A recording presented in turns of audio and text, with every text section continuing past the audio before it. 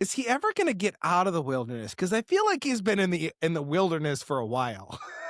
Yeah, it was a long time, man. Because the wilderness, we think, man, I just got to plow through this. And and what I realized was that you don't go from wilderness to promised land. You Mm, go from wilderness to wilderness, because the promised land is just another wilderness that they had to explore. It just looked very different than the desert, right? Like, mm, the promised land was fruitful and lush and green, but there were different kinds of dangers and different kinds of places where you could get hung up and caught.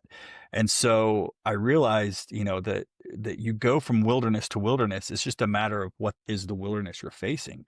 And the seasons that are dry and desolate, that wear on your soul, can actually prepare you for the battles that you'll have to face. It's just a different kind of battle. mm, And so I don't know if you ever escape a wilderness season. It's just what you're facing in that season is different than other seasons. And so, the promised land was just another wilderness for the Israelites to explore. It yeah. just was the land in which they were promised to inhabit. And so, yeah, I figured out that, I'm going from wilderness to wilderness. It's just I needed a different set of tools for the wilderness I was in, and what I was trying to do wasn't working anymore. And Mm, so I think so often leaders, we get caught in the same tools that we've always used, and we hit these different seasons that we weren't expecting, and we keep trying to use the same tools.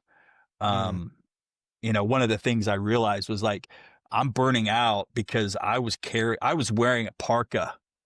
It's like I had a parka on and I'm walking through the desert.